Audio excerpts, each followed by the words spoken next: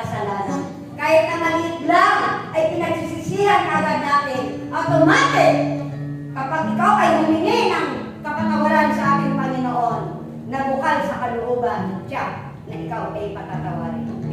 Ang mga tao dito sa ating Ebanghelyo nung linggo pa, matitigas ang ulo.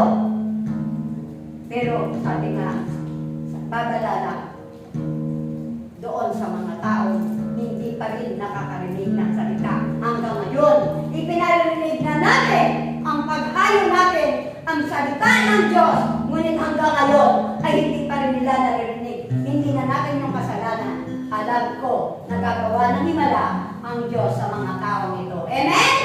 Amen? Hanggang ba tayo magsisi? Amen. Katulad sa Ebanghelyo, kailangan magsisi tayo sa ating mga kasalanan dahil sabi na natin ang paghuhukom sa huli. Yun ang pinakamasakit.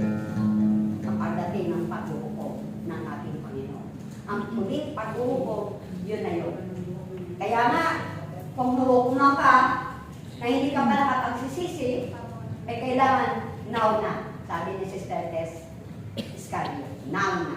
Kailangan tayo ay palaging nakaugnay sa salita ng ating Panginoon. Lagi tayo nakaugnay sa Diyos. At palagi tayo nakasunod sa Kanyang kalooban.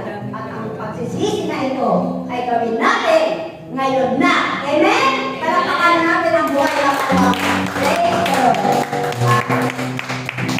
Okay, lumako na po tayo sa unang napahayagan. Sa panalangin papuri. Mula sa Espiritu Santo, paborito niya mangyawi ang aking apo. Julian Pay narito. At sa interpretasyon, mula sa Espiritu Santo, Enang Tess Iscario.